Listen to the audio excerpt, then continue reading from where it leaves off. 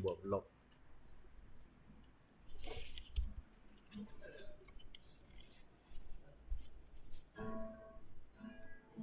Okay, so kat sini kita ada Azmi. Azmi sedang study vlog. Okay, so kita pergi ke bilik sebelah pula. Kita ada Daniel.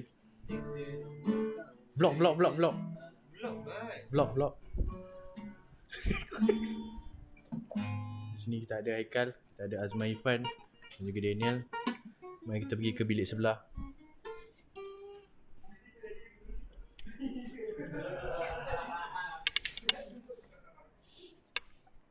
Di sini kita ada Ko8. Vlog. Di sini kita ada Ko8 Ukal. Mari kita lihat ke bilik sebelah. Di sini kita ada Ijat. Ijat buat apa Ijat? Nampak ke? Oh nampak. Di sini kita ada Ijat. Ijat tak ada mood. So kita pergi kacau Azrul pula.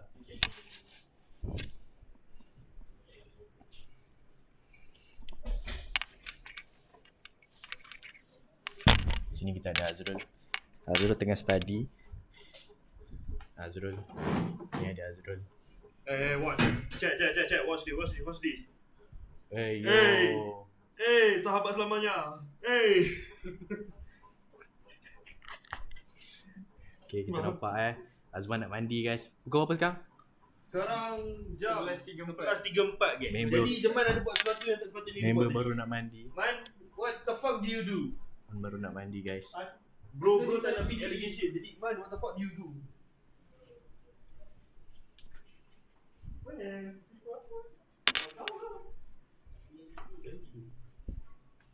Kau cakap apa?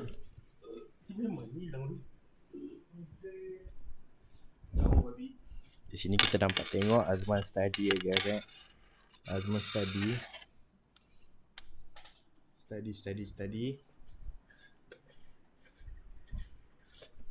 Aikal dah baring.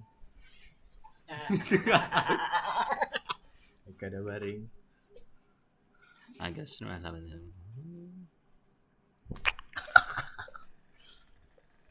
Ni Azmi.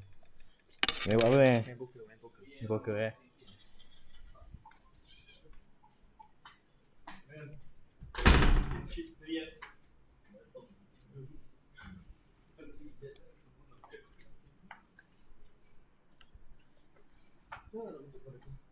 Beri satu kata-kata. Nampak ke? Oh nampak. Beri satu kata-kata. Musical heboh memang lucu.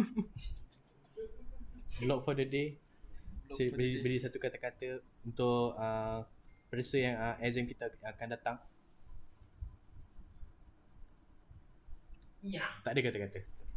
Azrul beri satu kata-kata. Azrul pun tak mampu berkata-kata. Daniel. Jangan percaya Rusdi kalau dia tengah study. Okay. Kita kena ada sia. Kita kena ada sia. Azul tak pandai main. Azrul tak pandai main WoW guys.